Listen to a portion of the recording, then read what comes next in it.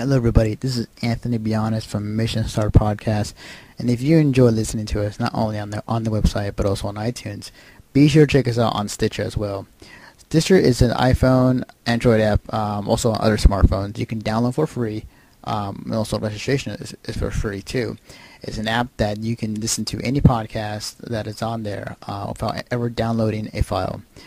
When you register with Stitcher, be sure to put in promo code Mission Start or Conover or both, and you get to automatically be entered into a $100 prize every month from Stitcher.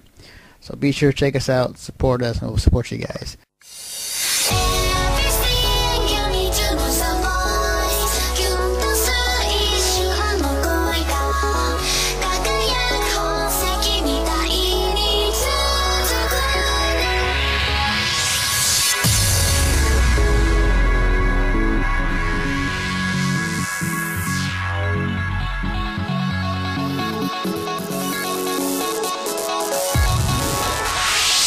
Hello, everybody. This is Anthony Bionis from Mission Start Podcast, back with another Conover podcast episode. With me today, we have Ryan. Hello. And we have Matthew from the Conover Conventions blog. What's up, everyone? And today, we're going to talk about our time at Daicon this past weekend, last weekend by the time you listen to this. But yes, Daicon Davis convention run by the Anime Club in Davis, and this was their second year of going at it. And what do you think, guys? What stood out to you when you first arrived at the convention? Matt, you can go first. Well, as somebody who went last year, I said in my review that I was immensely impressed just by walking in. I wasn't part of the convention. It didn't even start, and I was already impressed. Because I think they made major strides for this year. Even before this Conover started, they made major strides. They had guests like Wendy Lee, and I forgot the J.S. Gilbert, I believe, is the other guy. They have the usage of Freeborn Hall, which I didn't know about, but I know there was supposed to be an expanded Artist Alley and Dealers Hall, which was pretty cool. They had this new J-Rock lounge. They had expanded basically everything. And when I had walked in, even before I had gotten my badge and before everything, I was like totally impressed. I was already loving the improvements, and I have to say that, granted, I will say that things start out a little tad slow, but that's how most conventions are in the early morning of your first day or the only day. I mean, you start really slow, and maybe by the time Wendy Lee's panel started, like at 12, everything was starting to gain speed, gain momentum. There were more people in the Memorial Union. There were a lot more people in Freeborn Hall watching her panel or buying stuff, or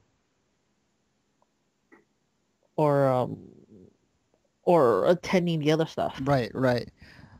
Yeah, I definitely agree. I was thoroughly impressed when I came to Daicon. Just because like last year it wasn't like, it was more of a testing the waters type of deal for Daicon. They're just kind of, seeing how it goes. And this year they really made some big choices and big decisions when it comes to this year, including expanding the convention from not only just the main building, but like to the what do you call it? What was it called? The Freeborn Hall, which was great because you can walk around. There was vendors and also Artist Alley, and then in the very front, there was like actually a panel going on too with like one of the voice actors as well, which I thought was really cool. And it was really of course, like there weren't that many people there, but it was cool to walk around and just kind of not worry about anybody crowding around a table or whatnot. It's a very chill atmosphere. The only thing I wish they had kept they kept last year for this year was the free arcade and bowling, because that was That was awesome. Yeah. But however, that cost a lot of money, Oh yeah, I'm and pretty that was sure. something. Yeah, that was something that I don't think they were gonna do if they were gonna do this expansion because that cost them a boatload of money. Mm-hmm. And while people did still go there because I seen some photos of people playing in the billiards hall downstairs and Mm-hmm. playing in the arcades downstairs. So it was not like no one went there, Oh yeah. but I would have to say that that was kind of maybe a good move, even though I did like the decision from last year. Yeah. I know it was better for this year. Gotcha. Yeah, it's understandable. Like there was one like it's like for a game, it's like only like $5, I think it was, just for a full what's it full game of bowling. So yeah, it was Yeah. yeah. Um, Ryan, what were some of the things you really liked about this convention? Let's see, some of the things I liked about the convention. Let's see. First, I like the fact that security was actually really respectful. From the very beginning, when you go up to go purchase your ticket or even just go get your ticket if you've pre-regged, security is very respectful. I had a backpack with me. Now they tell you that everything is subject to searches and whatnot, but actually they followed all the appropriate laws and everything. They only searched in the smaller parts of the backpack and everything. And they were really nice about it. They just came up as like a, hey man, I'm sorry I have to do my job, but do you mind if I look? Like they weren't intrusive, they weren't rude or anything. Actually, they were really nice and respectful. That's one of the things I really did like about it. Not just that, but the entire security throughout the day, because you did see security throughout all Mm-hmm. the events, and they were very nice, respectful, very helpful too. If you had any questions, they would be more than willing to show you where things were. Let's see, what else? I liked a lot of some of the gaming tournaments and contests that they had. For some of the board game rooms and stuff, they had some new contests. They had Zombie Dice. I really enjoyed that game. Mm-hmm. I actually came in second place in Zombie Oh, Dice. nice. Yeah, it was fun. They had a bunch of new kind of games. They had like a Jenga tournament. They had, I don't know, anything in the board game that they had, they pretty much had a tournament for. I like the panels. I don't know why, tell me if I'm wrong on this, but did it just seem like there were more people at the cosplay panel than there were last year? Um, You mean the cosplay contest or the Oh, panel I'm itself? sorry. Yeah, the cosplay contest. My bad. Um, I was front row, and yeah, I think there was. yeah. I think it's just I think the fact that Vampy was there kind of played a part into it. Mm-hmm. Yuki Dong didn't show up, but I think Angel Hearts did a really good performance. I have that video up too, and overall, I mean, I filmed the entire thing, and I was very impressed by the wide range of cosplay that was represented within. Yeah, like there was definitely a lot more cosplayers this year, and from what I heard in the cosplay contest than there were last year.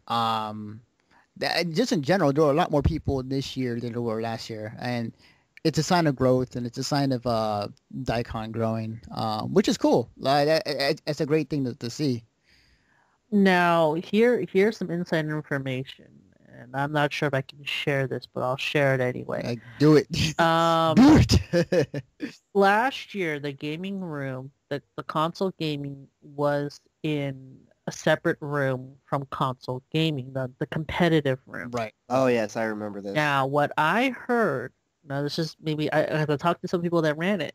I heard that in order for have the gaming room, um, to have the way they wanted it to do it at the art gallery, Mm-hmm. they could not have any streamers. Wow. Hmm. It was That what it was for the room. It was for the room. It was requirements for the room. was it because of certain legalities, or were they worried about something that might? I think they're worried about space Hmm.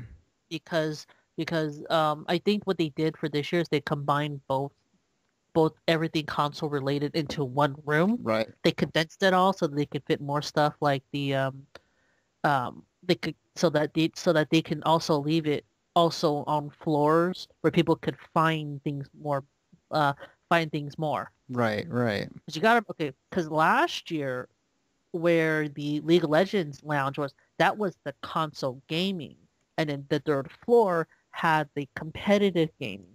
Okay. So Yeah, I moving remember up those that. stairs, there was console gaming. Right. It makes sense because like the thing is though last year is because while the competitive gaming was good last year, and this year as well, is that it was set in a floor above. Kind of, it felt like disconnected with the convention.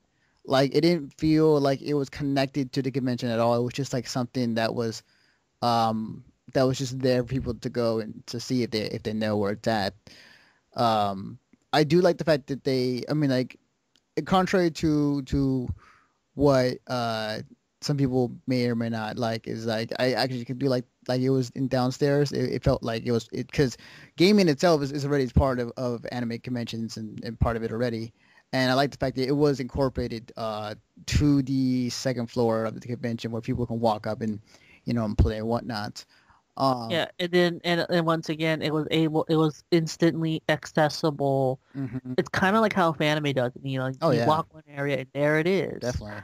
Um, that's the safety, and kind of like that's what Stack Anime has going is that they have their own little area, but of course with the room changing, with the room shifts for the summer, that's going to change. But accessibility.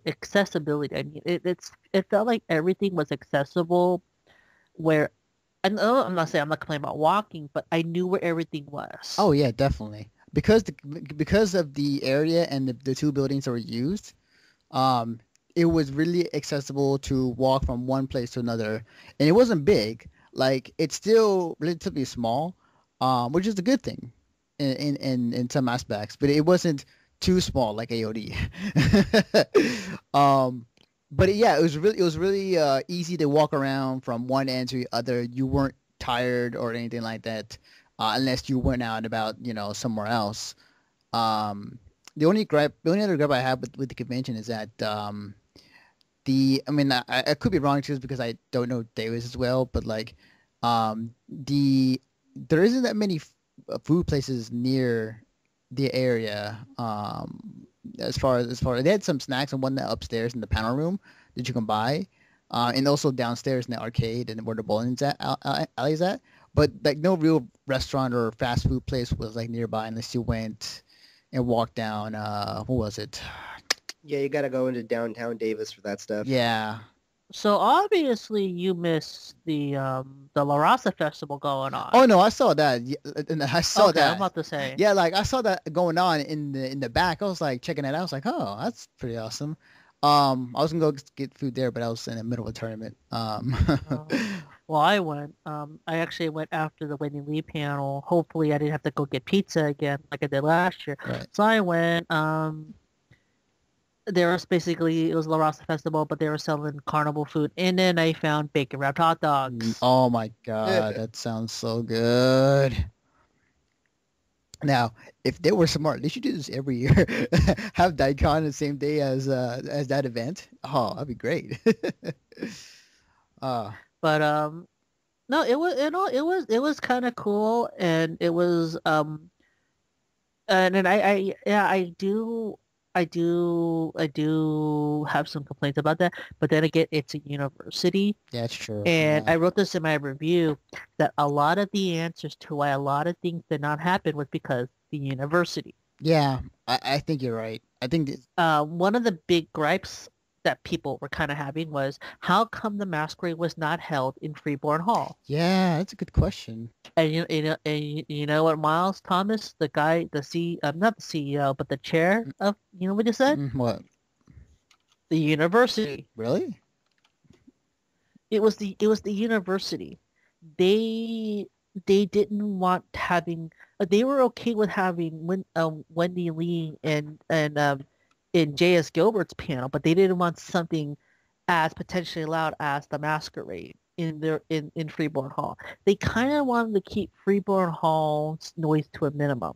Why the concern there? Like, It's the university. You don't question what a university says. wow, that's true. If the university says so, then you do I it. always used to question it when I went there. You can question it, but especially when Well, when I pay for it, I can question.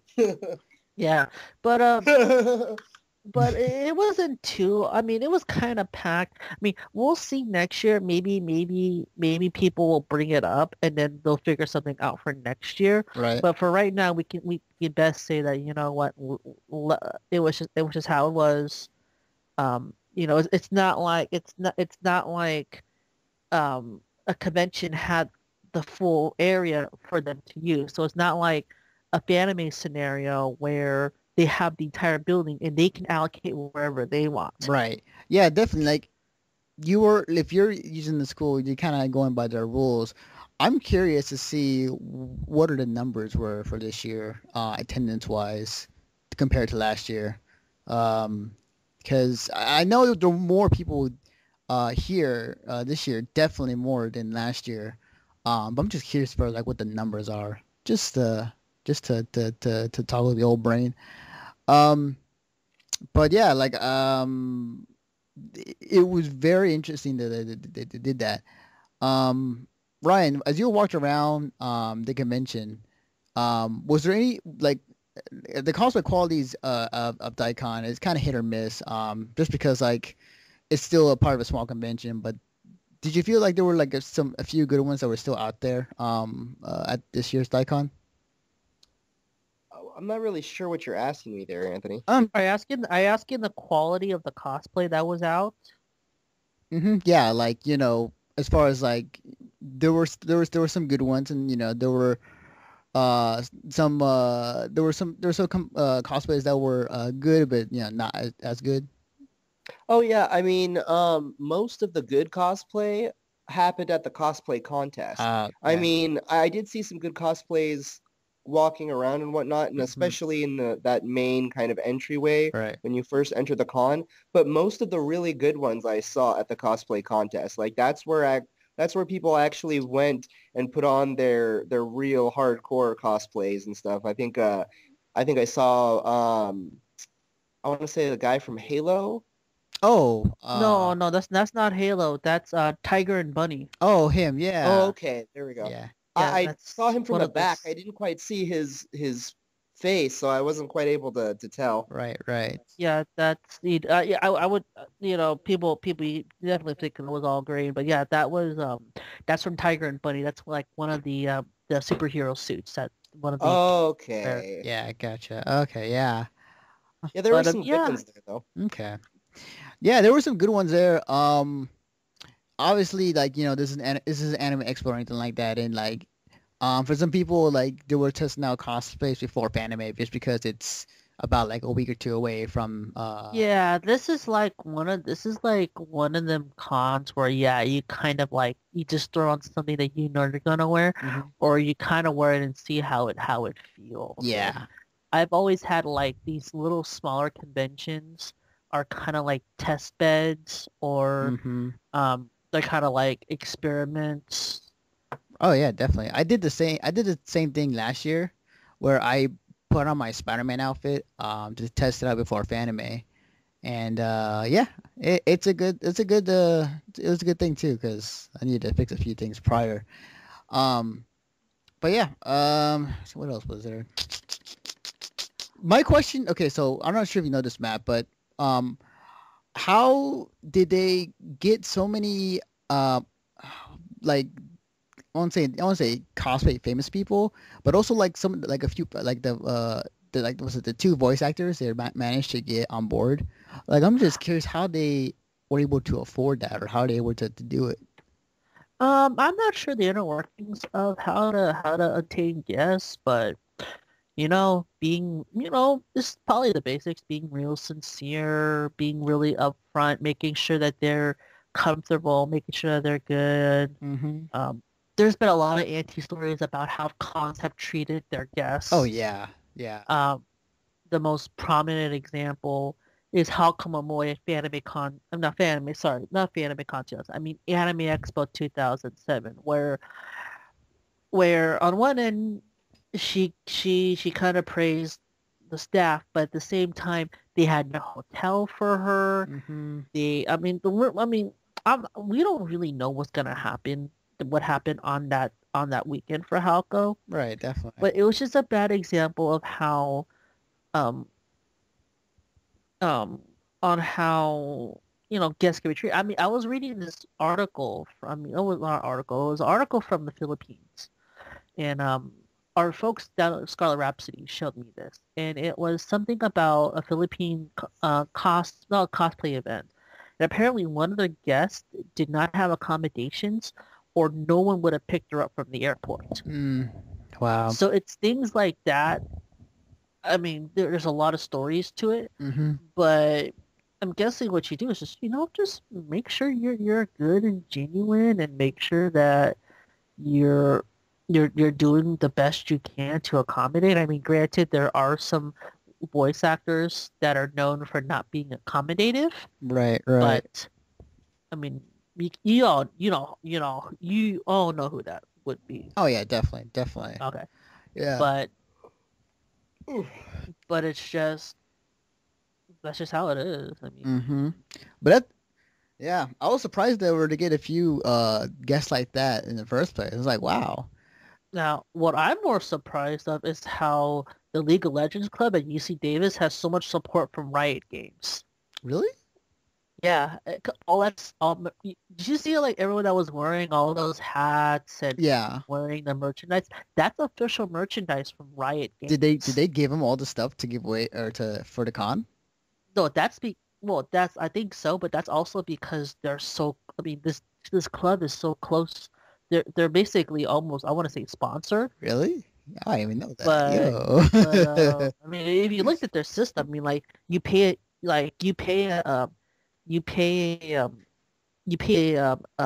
not a mission fee, but you pay a membership, Mhm. and you get all these perks. And of course, one of your perks is every free pizza at every session. Oh, really?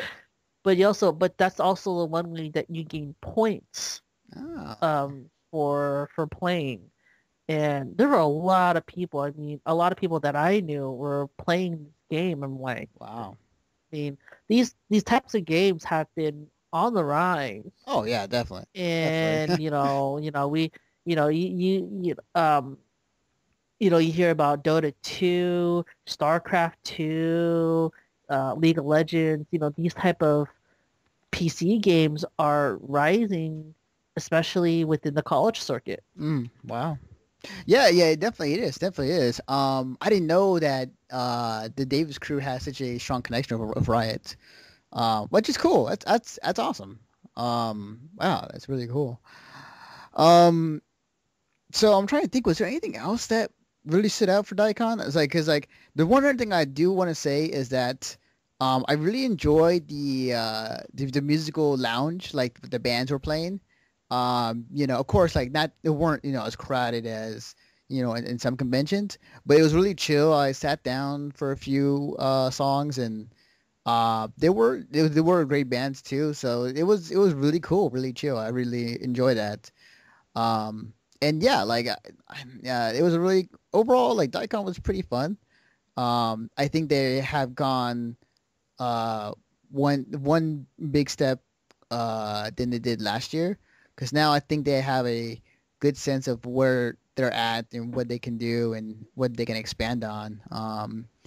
So my only question is that eventually when they do get bigger over time, like I wonder if they're gonna eventually gonna have to move to somewhere else. Well, my only question really is what's going to happen when somebody else takes over. Oh, I see. Unlike somebody from Anime Expo or Anime or Otakon, they can run a con for 3 to 5 years depending on how much they do it. You're talking about the lifetime of a college career. So about 4 years, maybe 2 or 3, because you're starting. Let's say you get into the Dave's Anime Club as a freshman, you're just a member, and then you slowly build up, and by the time you're in your junior year, you're the president, like what Miles is. Mm-hmm. That's So you're only given about maybe 1 or 2 year layover to make Daicon the best. Now we don't know. I don't know. I have to ask him. What's his graduation status, or is he graduating next year? Will there be a Daicon next year? If there is a Daicon, who is running it? that's a good point. Yeah. Um, it's a good point. Like it could be to where it's a year by year basis, and the anime club may say, hey, keep this going, make it a tradition, make sure it's okay and good and awesome, or it may be to where like the anime club is like, well, I'm 80% of us are graduating, so we're not sure if the next crew of members are going to take over this convention. So that's a good question. I didn't know it was it's the lifespan of whatever students are there. Um, I what to wait and see. I mean, what they find out in the coming years, which would be interesting. So it would be interesting if they did keep it going and it's a, they pass it down type of traditional, which would be pretty Yeah, cool. that's which is probably gonna happen. We just don't know because this is the first time someone's ever done something like this. Hmm. Definitely. Um. So yeah, that's Daicon. Ryan, any closing thoughts on the convention? Anything that you would like to see maybe next year or your overall thoughts? What I would really like to see next year, regardless of if it costs them money, because they make a buttload off of tuition funds, is the whole free gaming thing over at the bowling and video game center, the over at the MU, because that was really cool the first time, and I think that really brought a lot of people in, because I know a lot of people were excited to go just for the free games. So if they brought that back next year, I think they would do a lot better than they did this year. Cool. Awesome. Matt, what are your final thoughts? Um, Big improvement. Let's see how they can improve.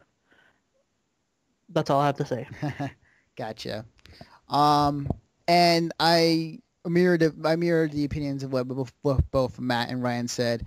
Obviously, Daicon is a very small convention, so there really wasn't much to talk about, given that it was only a single day in Davis with all these events, and it's a good start.